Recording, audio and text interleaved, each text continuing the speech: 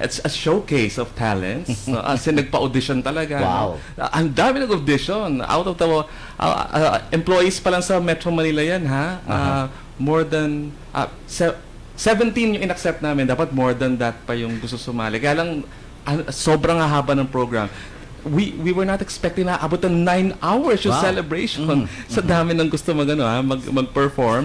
And then, considering walang prize yun, it's not a contest, but they all did very well. And then what's good about it was I organized a group of mga experienced MCs from Metro Manila, representing yung bawat floors namin, bawat divisions. Okay. So, mga baguhan to na nag-host sila sa personal na buhay nila, pero dito sa company, ito yung hosting debuts nila. Wow. Kasi nga, syempre nagkakaedad na ako.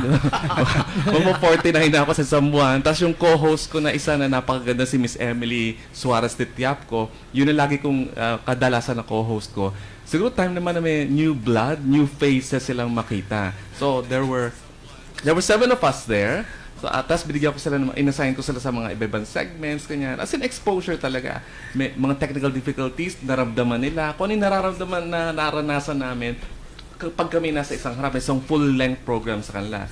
Ito, bits and pieces pa lang nga eh. Segments pa lang. And then we had this loyalty awarding na may mga employees namin na from 10, 15, 20, 25, 30, hanggang 35 years na ha. They're still working for Standard Insurance. So, it only proves na yung company namin takes care of its employees. Kaya nagtatagal talaga sila. Yung next generation nga nila nag-a-apply na sa amin no? Yes, so ganun talaga siya. And and we had a live band, and then we had this band from Baguio, yung Baguio branch head namin, he has this band na, kasi one of his bandmates nag-compose ng song for Standard Insurance. Wow. So pinerform nila dito, in-invite agad ng president. Talaga free board and lodging. Parang debut din yun ng song. Oo, actually. Wow. Ang ganda nung song pati yung girl na, yung singer nila, may ang dating niya parang Barbie Almabis. You're familiar with Barbie's Cradle, no? The style. Yeah, yung style niya na pagkakanta parang gano'n ang dating. Parang yung anghel ang boses ko. Oo, di ba? Ang cute ng boses. So, ang very busy. So, sobrang busy, nakaka-toxic. And then, sa Dole, dami naming kailangan ipasa para lang pumasa kami sa Family Welfare Act nila. Kasi nire-require na ngayon na bawat companies. Kasi lahat ng kailangan, meron kami. Ang kulang lang, wala kaming committee talaga. What is this new development with the DOLE na sinasabi mo? Oo, nire-require nila. DOLE is now requiring na dapat lahat ng companies sumusunod sa Family Welfare Act. From the, I think it's a bill, Senate Bill 700, if I'm not mistaken. Well, if this is already something that is being imposed, it's not anymore a bill. It's already a law. It's a law. Tapos gusto nila, parang may work-life balance. Ang mga employees, as in, integrated yung buhay mo, personal, tsaka sa work mo. Hindi pwedeng nasa-sacrifice yung relationship mo with your family, with your, maybe friends. Gusto nila yung company nagpo-provide ng nagpa-practice ng CSR, yung mga gano'n, no? Katropang Gerald, I would suggest that maybe in the future episodes that we have, we also tackle about work-life balance in the context of the schools. Correct.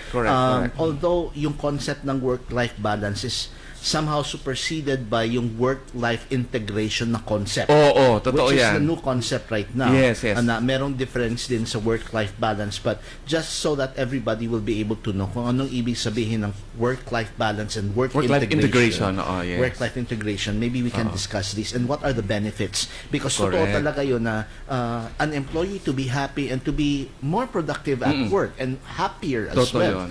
There should be this balance, this integration and satisfaction of the employee at work. Oo, interesting nga kasi di ba nauso yung work-life balance. And then last year during our management conference, may in-invite yung na speaker yung president namin during gathering ng lahat ng mga officers sa company na hindi ina-advocate yung work-life balance. He doesn't believe in work-life balance. Parang gano'n na nga rin yung president namin He believes in integration. Yes. Yung work-life integration na kailangan lahat ng parts, lahat ng aspects ng buhay mo nasa peak state. Hindi pwedeng may isa sacrifice ka kasi lahat yun integral sa bawat isa eh. Yung family mo cannot survive without you sa trabaho mo, di ba? Yung trabaho mo rin naman, pare ka mag-succeed doon, pero pwedeng in shambles naman yung family life mo, di ba? So hindi maganda yon. So dapat pati yung relationship mo kay God, di ba? Yung yung spirituality mo, yung time mo with yourself, time mo with your friends. Kuya, pati health, because there are many people who get sick nowadays. Very good. Sabi ko nga oo nga no, may mga successful talaga na employees na nasa peak talaga ng career nila, pero look at their health. Merong nabulag na dahil sa diabetes nila.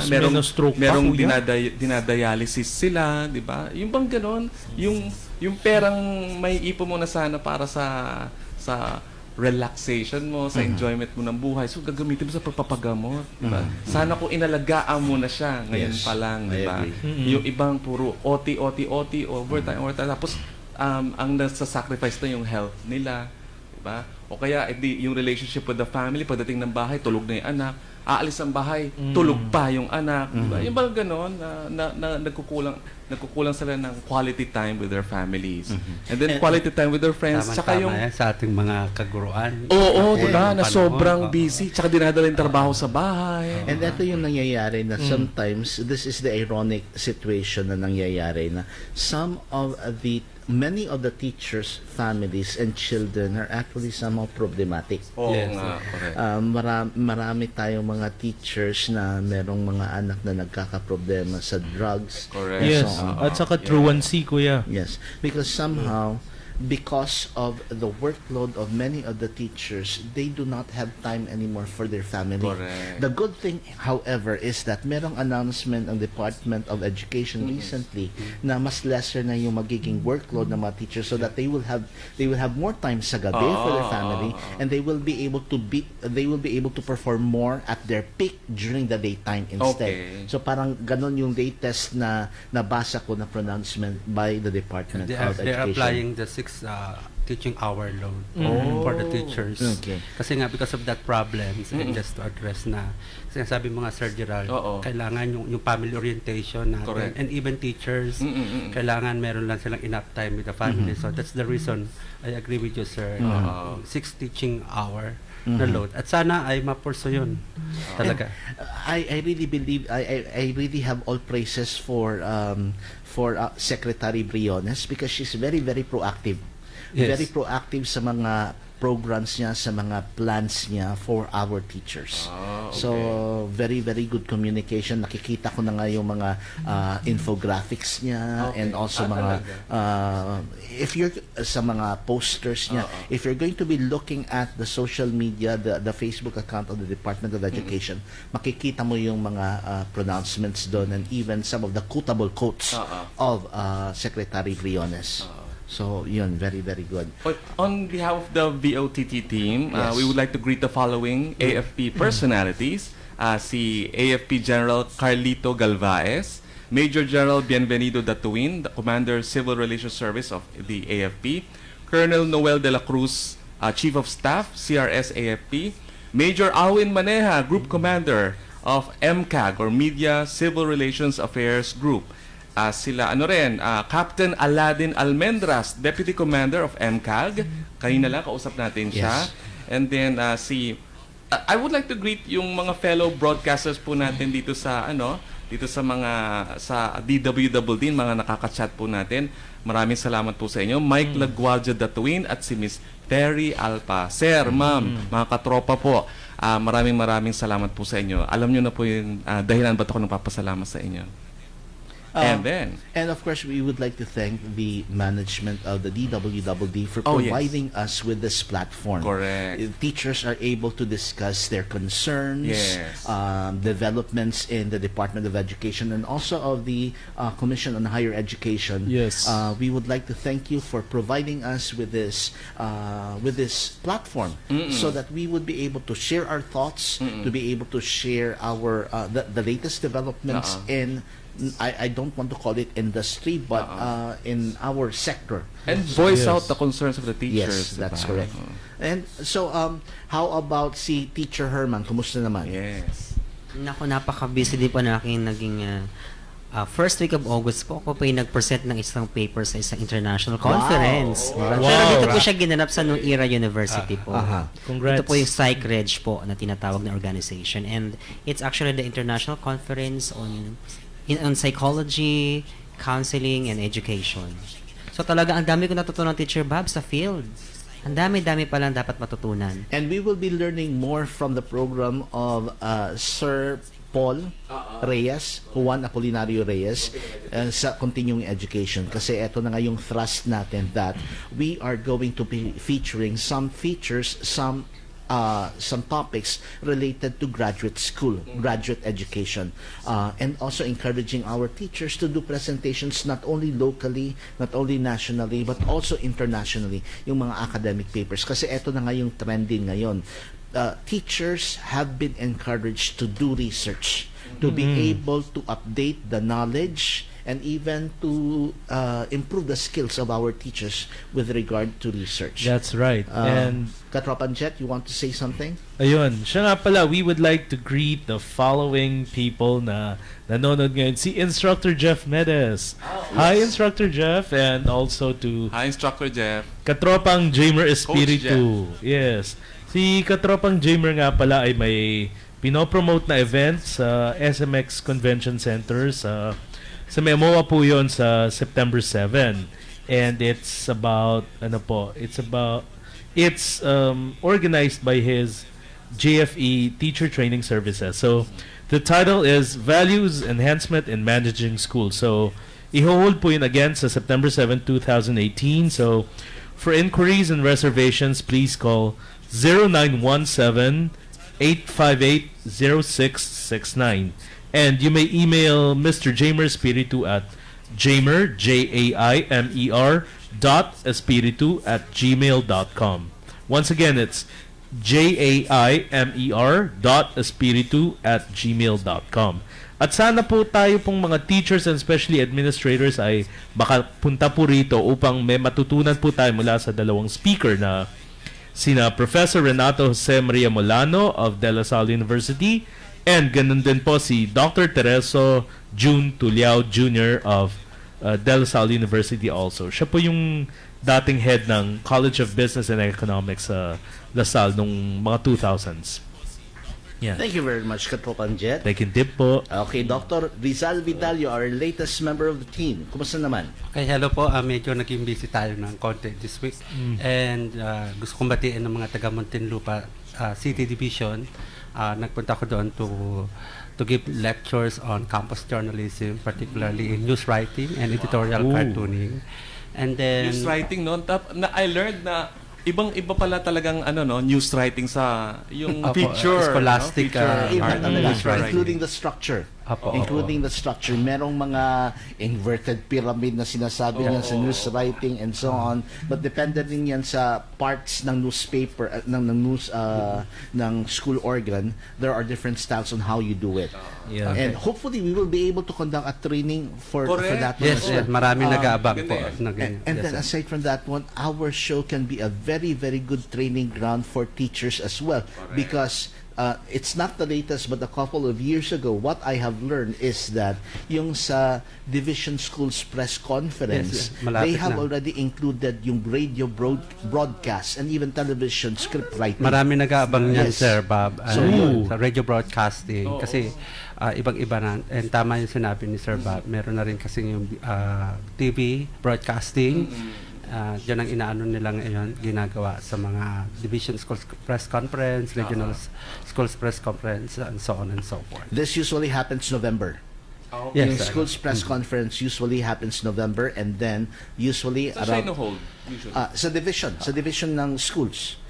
So they pinpoint a particular venue, but usually yung Division Schools Press Conference is in November, and then yung National Schools Press Conference is going to be sometime in February or March, but usually February. Okay, yan. Ganun At yung nangyayari. pinagmamalaki ko, Sir, sa inyo mga katropa na ang Region 4A ay laging nangunguna sa National Schools Press Conference. And of course, ang aming division of Cavite Province. maaasahan lang. Kasama. Prepared ako kahit from Cavite po ako, di ba? Binabati ko po yung aming mga kasamaan sa Emilia Aguinaldo College. By the way, Teacher Bob, nag-open na po ang aming School of Law. So, yung mga gusto po mag-law school po within Cavite po, iniimbitahan ko po sila na mag-aral sa Emilia Aguinaldo College. May line na po tayo ng mga top-notch talaga ng mga faculty po sa School of Law. Congratulations. Congrats, Kuya Herman, din sa iyong latest achievement. Okay. Yes. Ano naman, yung sa pag-present ng paper, kasi sa akin po, diba? mga teachers po, wag po kayo matatakot sa research, lalo na kung kayo po, gaya ko, nagtuturo ng research, sapagkat ang research po, kahit mahirap sa una, kapag sanay na po kayo, at saka andyan naman ang rejections, pero kailangan pa rin tayo maging persistent at matuto mula sa iba. At saka wag po tayong maging sakim sa pagbabahagi ng information. Sakim talaga. Oy, kasi may iba po yung wini-withhold, tapos yung ayaw tulungan yung students. Correct. Kaya kailangan lalo na pag nagtuturo ng research, kailangan maging mahigpit po tayo sa students natin. Pero we should not deprive them of the assistance that we can give them. Yes, that's correct. Yun lang po. Okay, Teacher Jet, meron kang isi-share na updates? Yes, eto po. Nakalap ko po to, karamihan ay mula sa Philippine News Agency na ating maasahan pagdating sa pagkuha ng information because they give yung mga updates. So yung Land Transportation Office sa Dumaguete and DepEd, they have a partnership para sa school immersion program to educate students on traffic laws and road safety. Dahil, which is one of your advocacies, I yes, remember. opo. At saka kailangang i-revive po natin. At saka po, yung hindi lang po sa Dumaguete yon kundi sa buong Region 7, which includes Cebu, Bohol, and of course, Siquijor. At saka ito, sa DepEd Cavite, they have this 2018 Division Schools Press Conference on August 16 to 17 in Trece Martires, the capital of Cavite, and on August 23 and 24 in Tanza, Cavite. So, in-encourage po ang lahat ng mga taga Cavite na gustong maglahok na mag-register early po. At saka dito po sa although sa lang po to sa DOST, pero syempre kasamang DepEd. So the Department of Science and Technology Calabarzon Regional Office will lead the official unveiling of the historic first batch or first group of the 21st Century Learning Environment Model or CLEM classroom sa Inusloban Maraoy National High School sa Lipa City this coming Monday. So ano po to? So ang hangarin nito ay maging mas maalam sa science and technology yung mga students natin. And yung sa DepEd, it is making adjustments although merong lower budget na ibinigay for next year. So ang mga focus nila po sa yung DepEd ay ang programs for indigenous people's education, development and promotion of campus journalism, physical fitness and school sports, national assessment for basic education, DepEd computerization program, learning tools and equipment, yung basic education facilities, hindi lang limited sa structure kundi sa mga kagamitan, madrasa education program na para sa ating mga kapatid na Muslim po. Thank you.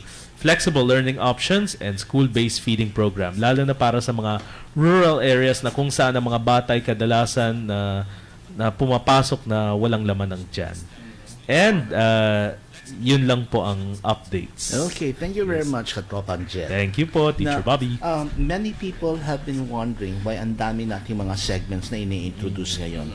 It is because we want to be all-inclusive as much as possible. So we have introduced new programs in this month of August, and I think just so that our listeners will not be confused kung ano yung mga segments na ito, it may be good for us to reintroduce what these segments are.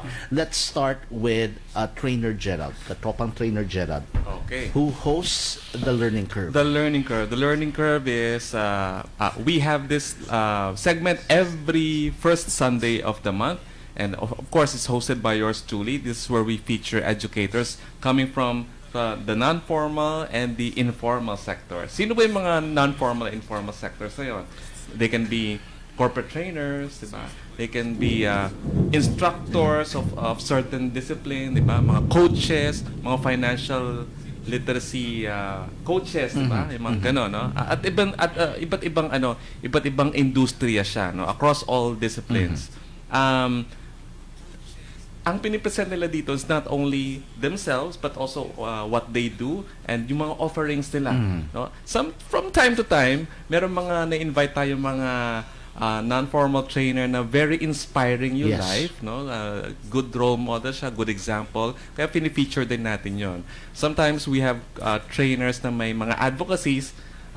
Nililipat natin siya doon sa segment ni Teacher Pe, di ba? Yung I serve, yun, no? For example, si Sir Boris Joaquin, di ba? Last time. Yun po, yun ang all those who are who belong to that sector, non-formal and the informal sectors, you're welcome, very much welcome to join our show, be our guest. Just message me, Gerald P. Galang, or mismo doon sa Facebook page po ng Voice of the Teachers Multimedia. Yes. Contact us anytime. And sumasagot naman po kami kaagad-agad. And since these people come from the non-formal and informal sector, we also highlight how different their manner of training and teaching is compared to the formal sector. Yes, so parang dagdag kaalaman din yan kung paano magte-train. Kasi we can learn from each other, di ba? Yung teachers na coming from the formal sector at saka yung mga corporate trainers or mga trainers or teachers coming from the informal sectors, yung pwedeng yung style namin i-adapt nila o yung style ng mga teachers ma-adapt namin para lalo ma-improve yung platform skills ng bawat isa. And since this time around, marami na rin tayong mga friends who are adult learners who are going back to school. Correct. Learning from the learning curve on how to train, on how adult learners learn can really help our teachers. So maganda din yung makinig sila sa atin dito sa programa natin. Taking into consideration yung apat na klaseng learners, diba? The visual, the kinesthetic, the auditory, and the reading and writing. And from time to time, we also discuss the multiple intelligences and its interplay in the planning and implementation of our lessons. So yun, all of the teachers who are listening to us, we are inviting you na you susubaybayan nyo kami dito sa aming mga programa. The other program that we have is on language teaching, not only in English but also in all languages. In fact, not only in Filipino but also we had one guest before who was a teacher of Spanish. Okay. Ay, sayang wala ako noon. Okay. So this segment, the Speak Up, is hosted by Katropa Jet. Yes, Teacher Bobby. So so Speak Up is not limited to just English and Filipino but other languages. We focus not only on teaching but also on research. We also focus on learning styles and also the promotion of and use of language. And here we plan to invite a speech pathologist because this time we also want to focus on speech issues and disorders so that people would be aware of such disorders and understand, and also lalo na sa mga merong ganitong conditions ay malunasan natin yon with the help of professionals. So soon we'll be inviting Kuya Gerald, kilala mo si Marlon Molmisa? I'm sure kilala mo yan. Sa M-Zone. Kilala din ni Tita Dina Loomis. Okay. Yeah, kasama namin sa PAC. So, invite po namin yung wife niya na si Monica. So, one of these days para to give light on yung about speech pathology and the conditions that are related to speech and how we could overcome these. Meron man tayo or may kamag-anak na meron tayo. And by the way, Teacher Bobby, next week, 'di ba, August 19 is Manuel L. Quezon Day. So we will invite we will invite a teacher in teaching Filipino para syempre to give light on the Buwan ng Wika as well as its significance, not just in August but also in all other months of the year. By the way, August, at least dalawang celebration yan. Yeah. We have po. buwan ng wika. It's Yes. not anymore linggo ng wika. It's Hindi na po. buwan ng wika. That's right, And then Teacher the other Bobby. one is History Month. Yes. August is also yung History pinost Month. nyo. Okay. Yes. We have at least 3 holidays in the month of August. Yes. We have yung Ninoy Aquino, August 21st. which is a special Oo nga. non-working Yes. holiday. Then we also have May Muslim celebration din yata. Yan. that's Eidul Adha the ba third. yun? That's- Eid al-Adha. yung Yeah, Eid al-Adha. August 22nd. Eid al-Adha. Yeah. So, yun yung Eid al-Adha. And then we also have actually, apat pala. Yeah. Apat. National Teachers National Heroes Day National 27. Heroes Day, which is the 27th. This is how we get National Teachers. So we have Sorry. 4 holidays in the month of August. Yung Eid al-Adha lang, we have to wait for kung kailan magpapakita si Moon. Yeah. I don't know. Kung kailan magpapakita ang moon, because the basis for the celebration sa Muslim calendar is yung pagpapakita ng new moon. So Yes. depending on whether it shows or not, that's only when they would be able to declare it. But tentatively, they have declared that to be, I think, on 22nd ata. Yeah, After, yun what's the yung- other holiday? Ano yung sa- You have Aquino National Day. Heroes Ninoy Day, Aquino Ninoy Day yung Ninoy Aquino 21st. Day. After yata Ninoy Aquino eh. The day after yata. That's, Sunod? yes. So parang ganun yung mangyayari. Yeah. Siya nga pala rin, Teacher Bobby, Teacher Gerald.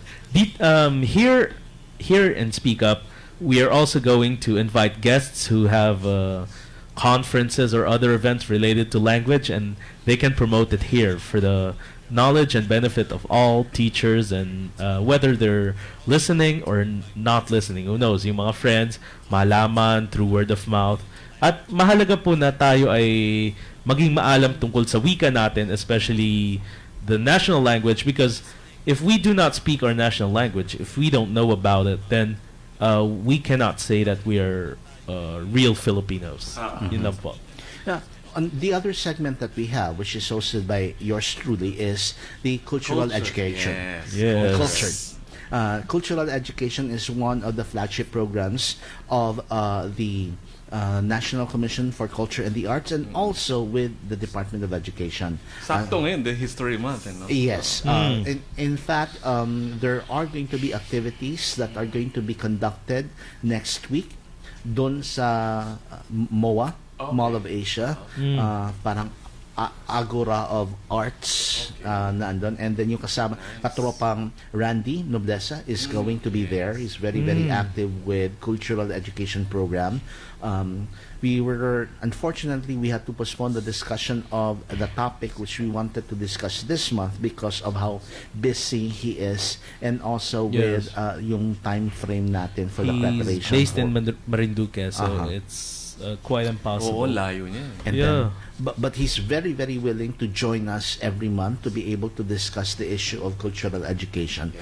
Cultural education is yung education of culture and the arts, and how important these are in the lives of Filipinos. Na to be able to become And in the present generation. in the di ba? present generation, one of the topics that we all the time discuss is nation building. Because if we do not have one nation, if we do not have an affinity for our nation, we are not going to become patriots. That's we will real. not That's become. true. We will not have this sense of nationalism. We will not have this sense of patriotism because we will feel disconnected. Yeah.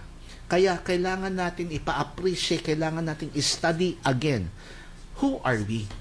What is our heritage? Because unless we will be able to learn and appreciate what our heritage, what our culture and arts are, we will not have any connection to our country, to our nation. And in that process, there is this disconnect, and it's going to be very difficult for the government to not contain, but to keep the integrity of the whole Philippine nation.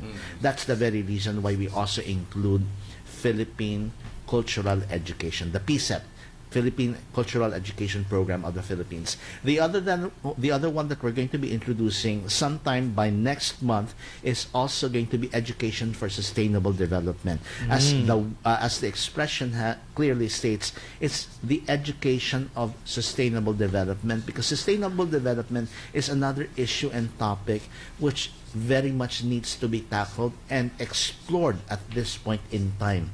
Meron na tayong issues with regard to global warming, poverty, gender and equality, and all of these. Ang daming areas na dapat pag-usapan when we talk about sustainable development. What is sustainable development? It's not only Malawak pala yun, economic. ano? It's not only economic, because when we talk about sustainable development, we're talking of at least 17 areas.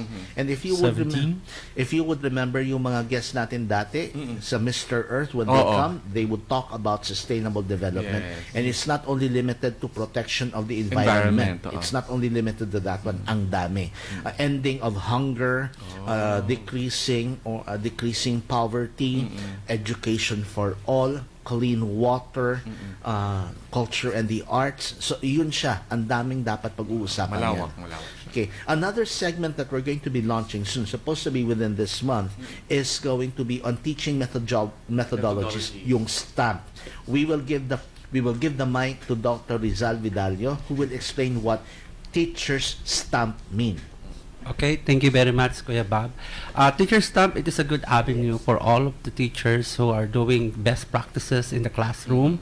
The STAMPs, it's an acronym that stands for strategies, and the T stands for techniques, A for approaches, and M for the methods, and then the letter P for practices, and the other one is the teaching styles. And it's about time, especially for our teachers, kasi meron tayong mga classroom na hindi sila aware na this is a good practice, and this could be a good place, or na may pakita nila, and we would like to show this through this station. And yung teacher stamps din, for example, marami tayong mga ginagawang mga kakaiba na dapat yun hindi lang nasa classroom, hindi lang siya na best practice ng bawat division, kundi dapat ipakita sa buong Pilipinas, kasi lagi nga nating sinasabi na madaling magturo, pero paano magturo, and using those approaches, principles, etc. will be a big help for our teachers. NP does not only mean practices and principles. It can also mean philosophies. Exactly. Yes. Yes. And if you're going to be looking at the situation, the very reason why we want to come up with this segment is because ang daming misuse of certain educational philosophies and foundations. For example, meron tayong Montessori. Ginagamit yung pangalan ng Montessori, pero yung school is actually not using the philosophy of Maria Montessori. Iba yung implementation nila. Ang dami sa probinsya gumagamit ng term na Montessori, but if you're going to be analyzing kung ano yung procedures and practices nila, Nalilihis, kuya? Yes, hindi yun yung ginagawa or yung inintroduce ni Maria Montessori. So iba yung Montessori philosophy. They're just using the name, but there is no manifestation of the principles. Meron din tayo mga different ways, different philosophies of education. Another example is yung non-grading system. Yes. Bakit ganito? Ganon, ano yung philosophy behind that one? So, it's very interesting to discuss all of these topics, but we do not have any area or platform to discuss these, and that's again the very reason we're very happy that we have been provided by the DWDD a platform to discuss these things. Yes. This is not disconnected, because if you're going to be looking at ang kabuuan nito, the very reason why we are discussing issues of education is because education is a very, very important component in nation building, in teaching the younger generation on how to become active and productive citizens of the country, and also of teaching them their responsibilities, their role in our nation. And ang kabubuhan yan is yung to be able to help our country, the AFP, the PNP, and so on. Correct. Now, before we go to our topic this afternoon, which But is before that, yes, sa ano natin, dun sa virtual TV natin, sa Facebook Live, may kumusta sa'yo, Doc Rizal? Rosemary Miranda Takoy. Yeah. Sabi He's niya, in "Hi, Canada." Doc Rizal, my classmate. I'm proud of you. Galing talaga. I'm watching here in..." Anong country to? Australia? Is that Canada? Canada, yeah. Canada, It's di sa ba? Canada. Yes, Canada. Marami tayong Canada. nanonood sa Canada. Maple Leaf Hello kay yun Ate eh. G. Yes. Gurney and Agapita Allegro lagi Ito nakatulog. pa isa, Lani Dosil Perido. Yeah. Sabi niya, my idol in education. Thank you. Diba? Dr. Rizal Vidalio, mabuhay ka. Mabuhay ang DWDD. O ikaw rin meron ka. Oh, wow. Joji Rapsing, Sir Herman, ang taba mo na. Ha, ha, ha. They cute pa rin. Oo, Thank you, diba? Doc Lani. and we also have G. Gurney. Yeah. G. Gurney, also greeting si Okay. Dr. Hello, Rizal. Ma'am Gurney. Oh. She's a retired teacher and naman. he's now Si Xavier de dating in Guzman din Canada. is watching us. Thank you. Hi po sa inyo. Okay, so yes.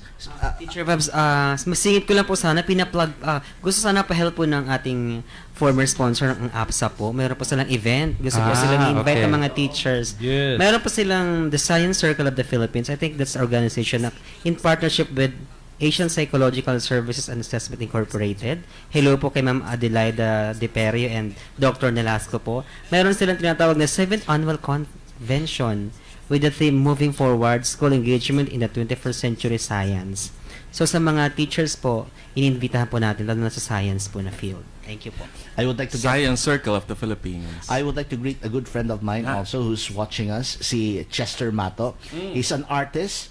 He's a visual artist who had been with me for a good number of years when I was still way back in Pagadian. He was our director for visual arts sa Pagadian City Culture and Arts Council, and I'm very, very proud that he has done very well. I think he is the coordinator for visual arts in our region right now. He's a member of the NCCA, I think, board on the visual arts. So Chester, thank you very much for watching. Very, very happy with where you are right now, and continue the good work. Yes. At bago ko makalimutan, sir, I think Dr. Carlo Magno will be with us, the president and chairman of PIMEA, and we'll be talking about how our leaders and teachers will be properly assessed, so to make them their services technically equipped and aligned with the principles of the Department of Education. Yes, siya nga pala, ayun, eto, I would like to greet all of my MFI co-teachers sa Formal Education Programs Department, si Sir Genesis Mylar David, si Mr. Rosh Christian Castro, Miss Marilyn Sineza Formentera, Mrs. Joan Rosaldo Tacadena, Miss Chris Cortez, si Miss Janice Ibuan, si Miss Nika Umali, si Mr. Ton Season, Miss Jovelyn Hakeka, Miss Sol Fuedan, Miss Kerubin Batok, Mr. Adrian Abejero, Mr. Marsky TVs na friend ko, si Mr. Jimer Nakimen, at saka si Miss April Teves, and especially our head, Mr. Michael Cleofe. We only have less than 20 minutes to go before we end our program. But medyo kulang ata to sa 15 habits of how to put your life in order, Yes. which is the topic of Gerald this afternoon. Correct, But nevertheless, we will just pick up a few of those pointers on how we can put our lives in order kasi Yes. with how busy our lives are, and sabi nga ni Yes. Gerald a while ago, minsan nagiging toxic na yung work natin, workload natin, and so on. So how do we put our lives in order? Yes. There are actually 15 habits. 15 habits to help you put your life in order. And it was categorized into three, no? Physical, the personal, and the Physical, professional. Unahin natin Three yung physical. Ps. Oo, three. 3 Ps, no? Una daw pala is, number 1, habit. I will eat mindfully Yes. Ano ibig sabihin ng I will eat mindfully? According to Dr. Andrew Whale, eating mindfully means slowing down. So hindi nagmamadali pag kumakain, expressing gratitude for the food that we are eating, being satisfied with food, and paying attention to why you're eating and what we are eating. Teka muna. Yan. Katropan Gerald. Oo. Eto na lang. Instead of discussing the 15 habits, let's discuss the first 5. Dahil I'm Ito quite to. sure. Unahin natin yung physical na muna. Okay, Physical, yes. no? Physical. So ito nga, it will help steer you, kasi if you get into the habit of mindful eating, it will help steer you away and from unhealthy relationships with food. And you will find that it heightens the pleasure of the experience. Guilty ako niyan. Oo, yun, kain lang na kain. Yes, especially Saka minsan nga daw, yung nanonood ka ng sine na kain ka na kain, di mo Yes. na, ang dami mo na naubos pala. Di ba? Yung sinasabi ng mindfulness is that you are aware of what is happening and what you're doing. Yeah. Eating So, the right amount. well, you will be able to eat the right amount if you really take your time to eat mindfully. Why? The science would also tell us that we are only able to feel that we are full after quite some time, because yung parang sensors ng ating stomach and our brain is a Correct. little bit longer. It takes a Correct. little bit longer. So minsan yun yung ginagawa natin na kain lang tayo, and then later on tsaka pa natin sasabihin na busog na pala ako, ang sakit na ng tiyan ko. Yeah. Because there is, hindi naman disconnect, but slow lang yung pag-trigger ng signal Na busog na brain tayo. natin na busog na pala tayo. Oo. But if we take our time to digest and experience and appreciate the food, Oo, hinanamnamin mo Oo. talaga siya na ang sarap niya, na thankful na kumakain ka ngayon, di ba? Na, at saka dapat ka na kumakain ka, yung gutom ka. Hindi yung Busog na busog nakakain ka, but that's gluttony already. Hindi rin maganda yun, di ba? Even in the Bible. Mindful eating is all about paying attention daw to the way we eat. Research shows na kapag eating mindfully ang ginagawa natin, it improves digestion. Talagang yung nguya mo talaga, nguyang-nguya siya. Hinunguya. Hinunguya mo ng todo. It regulates our appetite and it helps us enjoy our food much more. It's even dubbed the antidote to dieting, as tuning into what we eat can be enough to help us make better choices and avoid overeating. O nga naman, di ba? Tapos ang pangalawa, I will move. Walk. Tapos naka-open close parenthesis, walking, stretching, and standing up. So, exercising. Sabi nga ni Dr. Axe, no? Do sa site niya na Food and Medicine, stop sitting so much. Sabi nga. Pa naman Bad for pagkakakain, the back. upo agad. No? Oo, di ba? Tsaka yung mga nasa offices, di ba? Yung sobrang absorbed ka sa ginagawa mo, nakalimutan mo yung oras. Ang tagal mo, nakaupo ka lang, wala activity. 3.2 million deaths can be attributed to lack of physical activity according to the World Health Organization. Di ba sa WHO mismo yan? Sedentary lifestyles increase our risk for diabetes, heart disease, loss of muscle and bone strength. Kaya ang ano nga daw nila, after mga 30 to 1 hour, every 30 minutes or 1 hour, tatayo ka, lakad ka muna, alis ka doon sa desk mo. Actually, itong advice na to para talaga sa mga employees na maghapon nakaupo. Aroy. Lalo As in- sa office works, no? Pagkakain, Yes, upo yes. agad. Kaya, Correct. O yung Very iba obvious. nagla-lunch Oo. habang kumakain. Hindi na mo eating mindfully yon. At hindi rin yun I will move, di ba? Violation yun. Yung kumakain ka habang natatrabaho ka. Walang lunch time, walang break time sa kanila.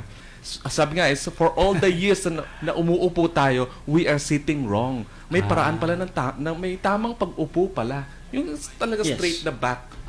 Yung Yes. ergonomic, yung Ay, practice design ng With chair Gerald, mo. ma-share pala ako mga katropang kuya na alam niyo po ba mga katropa na when you slouch, when you do not or when you bend over, yung nakaupo ka or especially standing up, you have a higher risk of osteoporosis. Then you will lose your height by several inches or even just 1 inch. Malaking diferensya na yun. And you would be prone to back pains. That is Yes. also if you lack calcium in your Yes, diet, diba? that's why we should also choose the foods we eat. And yung sodas and yung sobrang coffee, they deplete our calcium reserves. Yes.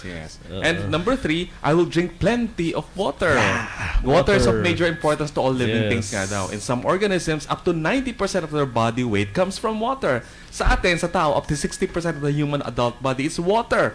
According to the H.H. Michel Journal of Biological Chemistry 158, the brain and the heart are composed of 73% water. And the lungs are about 83%. Tapos, what will siyempre, negative things will happen kung hindi mo nire-replenish yung water, di ba? Kasi kailangan talaga siya literally ng katawan natin. Sir Gerald, ano yan? Malamig na tubig ba o medyo lukewarm? Ayun, Kasi kapag they recommend lukewarm water. Yun ang mas gusto ng katawan yun eh. Even sa Japanese culture, di ba? Ay, guilty ako. Pero mga Mahilig ako sa Pilipino, cold. mahilig talaga sa malamig. Oo. Okay. Pero when you're exercising, Oo. kasi nga mainit yung temperature mo, di ba? Kailangan mo ng water na malamig naman noon Okay. para bumalik ulit sa dating temperature. Pero hindi palagi. O hindi palagi. Okay. Wag palagi siya, no? Sir Herman, dapat Yes. hindi palagi. May I just share? Ay. Actually, kapag umihi daw tayo, dapat inom din agad para ma-replenish agad yung water. Okay. Dapat ganun daw ang habit natin.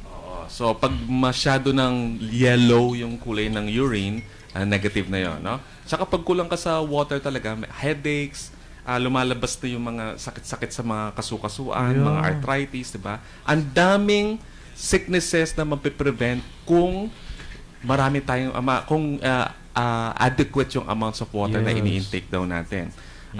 May kwento ko sana dyan, but because of lack of time, let's move on. Number 4, I will get the right amount of sleep. Oh. Diba? Our ideal is Yung ba 6 to 8. Yeah, yung ba addicts sa OT? That's 6 to 8. That's very good, no? Yeah. 6 to 8. Pero iba kasi kulang na talaga sa tulog. Ay, nako. Because Meron sleep pa nga makes you 4. feel better, and but its importance goes way beyond just boosting your mood or banishing under eye circles. Yes. Adequate sleep daw is a key part of a healthy lifestyle. Kahit Pero nag-gym ka Teacher pa. Gerald, Yes. Katropan Gerald, I'm Yes. sorry. Yeah. Sinasabi nila, there are new findings that it's actually not good to have more than 8 hours. That's Yes. right, Katropang that Bobby. will become, Correct. that will, It will work against you na. it will work against Yes. you because you become sluggish. Yes. Yes, Yung that's sinasabi right. nila, maybe up to 8, that's good, but 6 is already adequate. Many successful people can even do with only 5 hours of sleep. 5, 6 is maybe ideal, 6 to 7, up to maybe 8. Depende sa body clock mo Yes. yan eh. Pag nagising ka raw, na hindi aided by an alarm clock ha. Yeah. Yung Yung nagising kusa ka ka na, na.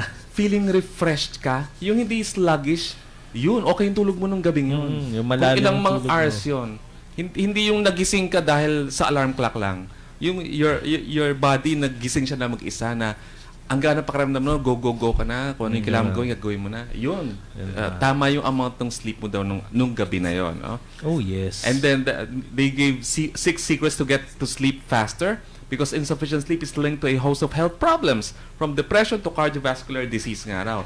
So make sure you're falling asleep quickly so you can get a good night's rest. Ito yung mga tips nila. Avoid afternoon caffeine tulad ng coffee or tea. Wag daw magka-caffeine beyond 4 o'clock p.m.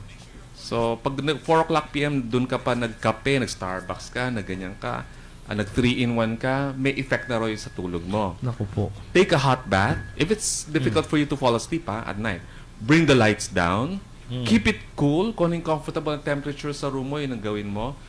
Some people, they wear socks to bed. Some people, ako I don't because okay naman ako matulog kaagad. And relax the right way. Even yung paghiga daw, may tamang paraan pala na paghiga. Dapat mas maganda raw sa left side. Mas may benefit daw sa katawan. According to recent, it benefits your heart and your lungs daw. I don't know how. The heart is near the Oo, left kasi side. malapit siya eh. So, I don't know, no? Maybe it's true. Maybe we So, can pero ang decision. pinaka-ideal pa rin daw is what do you call this? Yung royal possession. Yung nakahiga lang talaga, no? But Kasi you naka- have ano to be siya? very careful also. You have to be concerned and mindful of the position of your spinal column as well. Kasi Saka yung neck yes, mo. yung neck mo. If you wake up na may stiff neck, mali yung pagkakahiga mo. Aragoy. Ayun, that's it for the physical part. Medyo kulang tayo kasi may personal pa tayo eh. Saka, what's the other one? Personal and professional. Okay. So, physical na muna tayo ngayon. To be able to put our lives in order, we should practice these 15 habits. Yes. Ilang habits na yun na mention mo? 5. Eh, di may First 10 five. pa. First 5. Okay. Okay, so we will be discussing the other 10 sometime. 4 pala rather, 4. 4 pa lang yun. So, we will be discussing the others sometime in the near future. Yes. So, before we go, we would just like to thank all of our listeners who are actively participating in our discussion this afternoon. So, we would also like to share, to give a shout out to Miss Mucha Labines Ramos. She's watching us right now. And also, meron din tayong mga friends dito kagaya ni who else is with us here? Mutia Labinas Ramos. You know this person, Doc Rizal, no? She actually is nanonood na siya sa'yo. From Cavite West Point College Internate. Hello. Okay. And Yeah, I'm also, so happy to see and hear you again, Doc Rizal Vidalio, in this program. Oh, My that is- family are watching too. Thank you. G. Gourne? Tama ba? G. yes. And also we have si Reynard Eden Rosario San Tagiel. Hi, Doc. Hello. Ikaw rin. Modern fans. Oo nga, thank you. Si Kuya. Hello din sa ating mga estudyante sa YUM sa General Mariano Alvarez Technical High Yes. School. Instructor Jeff is watching right now. Hi. Oh, Hi, yeah. Coach. Si Saber Hello. Guzman din Hi. is watching us right Okay. now. Okay. So, Mutia Labanes Ramos II. Yeah, Sir Rizal Vidalio, nanonood po ako, sabi niya. ang daming fans ni Doc Rizal. Oo, di ba? Thank you. So I'm Nice na quite yan. sure by the time that he will be having his segment next month, Magta-trending yan. Kailangan Trending. 3,000 likes and No. Malay natin. O, Doc, Okay, daw Sir pakibati naman po ang Mater Christi Academy and yeah. Pearl of the Orient International Hello. Leaders and Oh. Educators. We are your avid fans. Pearl of the Orient International. Ayun po ang ating okay, so Thank you. let's give our listeners a preview of what we are going to be discussing in the next few months. In our case, we are going to be discussing sa cultural education. We will be discussing cultural mapping and what is cultural mapping. This is in connection to the Philippine Cultural Education Program of the NCCA and and also in tandem with the Department of Education. We will be discussing also the different courses, the different subjects that are taken by our teachers in the graduate diploma in teaching of the arts and graduate diploma in cultural education. For the sustainable development, we are going to be launching that still. We will be introducing the program, explaining its parameters and the topics that we will be discussing. Last na lang. Gina Berango, congrats Lodi, Dr. Rizal Vidalio. Nice virtual show. Maraming salamat po. Sana lagi kayong makinig at manood every Sunday ng 1:00 po. Katropa and Gerald, future Yes. topics. Oh, yeah. The first Sunday of September will be. I'll be having 2 guests. Yung isa will be the parang si Coach Jeff siya. She owns a what do you call that? A voice a singing school. A voice school. How do you call that? A singing school. Yeah. A singing school. She used to be my churchmate do sa San Juan Baptist Church back in the 90s. And then siya yung nag-message sa atin noon. Nag-message yata siya sa'yo. Okay. Yes. And then si Isa will be talking about the courses that they offer or the mga master classes nila with the Brown Academy. Yun. Wow. Okay. Ayun. Katropa Ako Jet? naman, this August, I'll be featuring a Filipino teacher. Surprise na lang po. Then, September, bala ko po na mag-focus dun sa sa speech pathology para kakaiba po. And soon, marami pa pong mga topics about language. And isisingit ko rin po ang mga language-related conferences, both here and abroad, especially here, so that teachers would avail of these conferences. And I'll also be inviting not just English teachers but Filipino teachers and researchers para mas maging maalam po tayo sa ating lengguwahe. Nga pala, allow me to correct myself. It's not Brown Academy, it's Brown and Proud Academy. Wow. Alam mo, Kuya Pinoy talaga yung Jonathan, mga may-ari. Kuya Jonathan Petalvera. Yes, Jonathan Petalvera. He'll be here first Sunday of September. Oh, cool. Yes. Katropang Doc Rizal. Okay. Vidalio. So, gusto ko sa madaling pagkakataon din na manawagan tayo sa ating Regional Director, Diosdado San Antonio. Sana makasama natin siya. Kasi malaki ang kanyang maibabahagi when it comes to governance. And Oo of nga. course, sa aming Division School Superintendent, Dr. Cherilu de Mesa Ripia.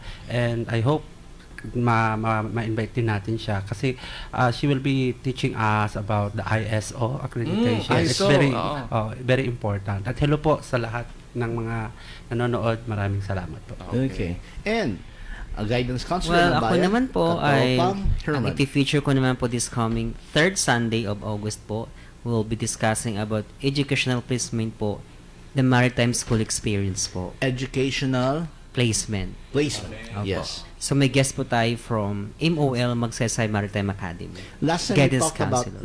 we talked about educational placement in the international school setting. Yes po. This time around, this is a Maritime different school experience. po. Kasi sa meron maritime. silang mga opportunities po for the incoming college students talaga. Okay. Mahilig sa experience tong si Coach Herman. Very well experienced. And any more announcement that you would like to make? Wala na? Wala na Just po. join us next week for Yes. another hour of information and inspiration and information from the Voice of the Teachers hosts. Okay, thank you very much, Katropan Gerald. In behalf of Dr. Ray Samson, this is your host, Bobby Ancheta. Trainer Gerald. Teacher Herman. Teacher Jet. Dr. Rizal and Vidalio. And we are The Voice of the Teachers. Ito ang DWDD 1134 kHz. Balita, impormasyon at musika. AM at FM pinagsama. Ito ang Katropa Radio. Iba tayo. at least yung worst